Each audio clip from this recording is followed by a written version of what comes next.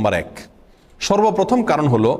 রবিউল আউয়ালের 12 তারিখে নবী জন্মের আনন্দ উৎসব বা ঈদে মিলাদুন নবী যে পালন করা হয়ে থাকে, এর ভিত্তিটা একেবারেই দুর্বল। নবী সাল্লাল্লাহু আলাইহি সাল্লামের জন্ম রবিউল আউয়ালের 12 তারিখে হয়েছে এরকম মত ইতিহাসের বই পুস্তকে পাওয়া যায়, কিন্তু এর বিপরীত মত বেশি এবং শক্তিশালী। নবী সাল্লাল্লাহু আলাইহি সাল্লামের জন্ম রবিউল আউয়াল মাসে হয়েছে, এটা মোটামুটি প্রায় নিশ্চিত, কিন্তু এই মাসের কোন তারিখে হয়েছে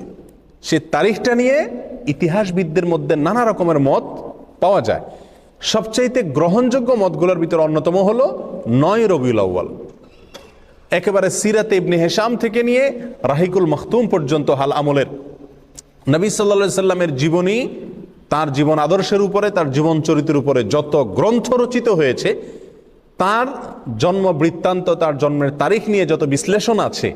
তার সবগুলোকে যদি আপনি অ্যানালাইসিস করেন তাহলে দেখবেন যে মোটামুটি